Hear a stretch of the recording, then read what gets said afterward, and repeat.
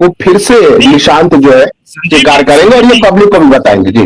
संजीव जी ये बताइए कि नीतीश कुमार की छवि ऐसी रही कि उनको उनके बारे में लोगों ने ऐसा कोई ये नहीं कहा कि किसी एक जाति एक धर्म के वो नेता रहे। हालांकि कुछ उनके ऊपर भी आरोप लगा कि जिस जाति से वो आते हैं उस जाति के लोगों का ज्यादा भला हुआ। ये आरोप कुछ लोग लगाते हैं और कुछ जातिगत लोग जो हैं इसमें बढ़ चढ़कर इसको आगे प्रोपगेट भी करते हैं। लेकिन आपको लगता है कि निशांत कुमार को भी बाकी सभी जाति धर्मों का उसी प्रकार से सम्मान मिलेगा या उनको उसी प्रकार से लोग स्वीकार करेंगे जैसे नीतीश कुमार को करते थे?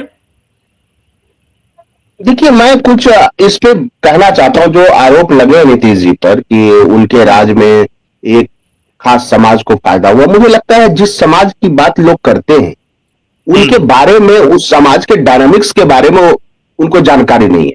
जो कुर्मी समाज है बिहार में, वो पहले से ही बहुत पढ़ा लिखा समाज है।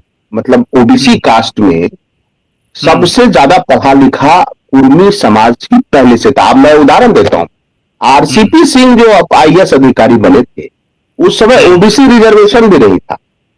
मतलब वो सामान्य कैंडिडेट में सेलेक्ट हुए थे 90 से पहले।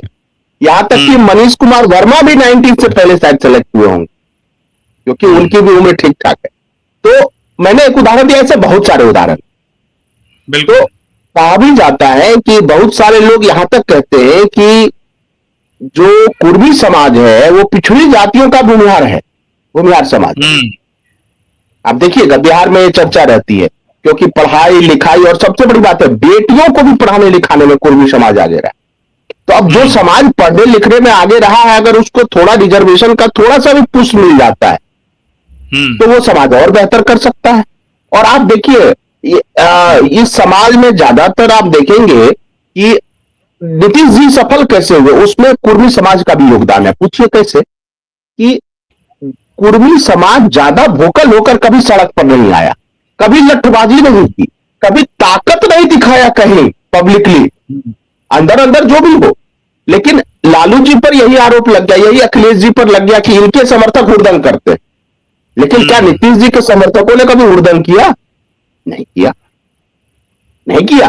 तो नीतीश जी की सब, और लोग ये कह रहे हैं कि कुशवाहा समाज के लोगों को भी इसी मॉडल को फॉलो करना चाहिए कि सत्ता में रह के अगर आप विनम्र हैं तो लोग और आपको समर्थन करते। तो नीतीश जी के साथ एक तो है कि वो जाति नहीं जमात के नेता थे।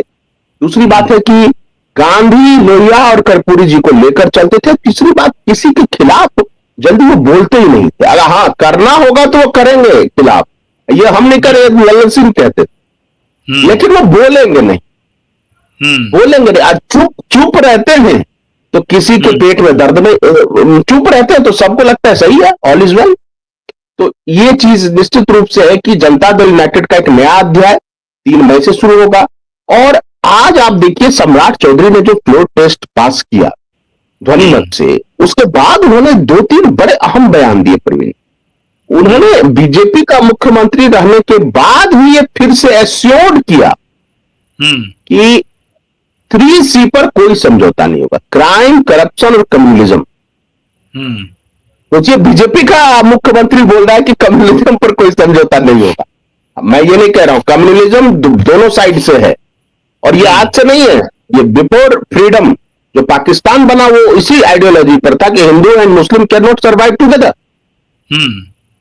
तो इसके लिए बीजेपी जिम्मेदार नहीं है या कोई आरएसएस जिम्मेदार नहीं है। मैं सीधा मानता हूं, आप इतिहास को पढ़िए अच्छे से, और जो भी लोग निष्पक्ष होकर पढ़े, उसमें अंग्रेजों का भी योगदान था और मुस्लिम समाज के जो बड़े लैंडलॉर्ड्स और किंग्स थे, उनको यह लगता था कि सोशलिस्ट इंडिया बन रहा है, तो उसमें जमींदारों की कोई भूमिका नहीं रही।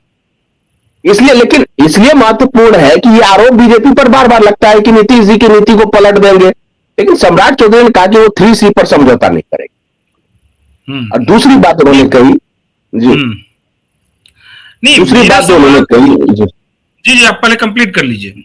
दूसरी बात जो उन्होंने कही कि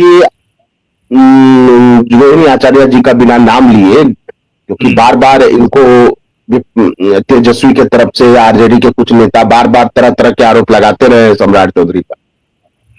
तो उन्होंने ये कहा कि जो परिवार अपनी बहन का सम्मान अपने घर में नहीं करता, इसका मतलब तेजस्वी जी और रोहिणी जी के प्रसंग को लेकर बोल रहे थे। और ये बात वो कह रहे थे कि ये तो रोहिणी जी ने खुद बताया और पूरे देश ने देखा कैसे वो रो कर गई और क्या क्या आरोप लगाए। तो जो व्यक्ति अपनी बहन का सम्मान नहीं करता अपने घर में, वो दूसरों की सम्मान की बात करता है। और ये तेजस्वी के लिए पता है क्या है, ये इसलिए है कि तेजस्वी कई बार क्या कहते थे कि नीतीश जी का दिमाग काम नहीं करता, बुद्धि काम नहीं करता, ये काम नहीं करता, वो काम नहीं करता। और आज एक बड़ी अच्छी शायरी भी विजय चौधरी ने बोली कि, अब वो शायरी तो मेरे ध्यान में नहीं है, कि कोई चीज अगर सत्ता इतनी बड़ी चीज है कि इसको खो के और खोते वक्त, छोड़ते वक्त, त्याग करते वक्त नीतीश जी ने एक बार भी नहीं सोचा, ऐसे इंसान बिरले मिलते हैं। और ये मुझे लगता है निशांत के साथ भी ये चीज है कि सत्ता उनको मिल सकती थी आराम से, जो मंत्रालय चाहते वो मिल जाता, लेकिन उन्होंने ऐसा रास्ता चुना जो कठिन है, लेकिन वो पावर ग्राउंड भी तैयार कर रहे हैं। संजीव जी, इसमें ये कहा जा रहा है और आज उनका जो एक बयान भी है, खास करके इसी 3 तारीख की यात्रा को लेकर के है, कि कई लोग ये लगातार कह रहे थे और कुछ तो जेडीयू के अंदर से भी ये आवाजें उठने लगी थी कि अब मुख्यमंत्री नीतीश कुमार नहीं हैं, अब वो फ्री हो चुके हैं, अब सिर्फ राज्यसभा के सांसद हैं और पार्टी के राष्ट्रीय अध्यक्ष हैं। इस नाते संजय झा का अब क्या काम कार्यकारी अध्यक्ष के रूप में, लेकिन फिर से उनको कार्यकारी अध्यक्ष बनाया गया।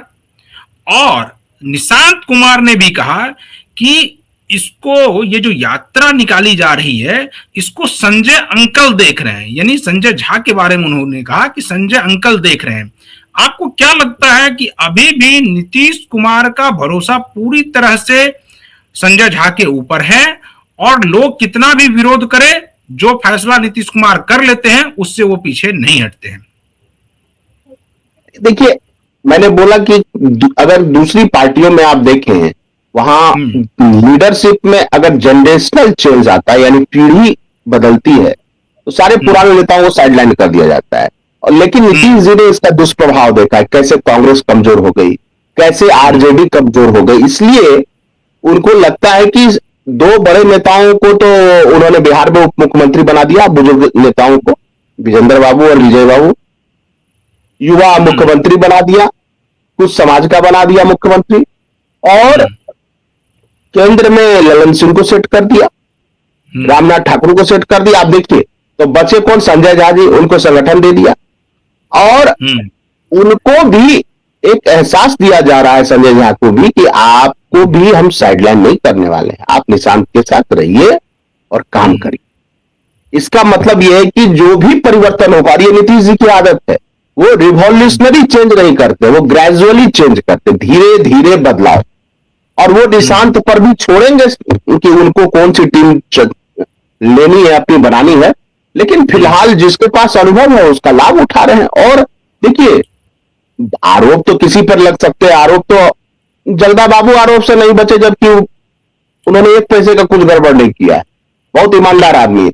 और लेकिन जगदा बाबू के बारे में साधु यादव जी क्या बोलते हैं? वो बोलते हैं कि इन्हीं की वजह सरकार गिर गई आरजेडी की। अब वो अपने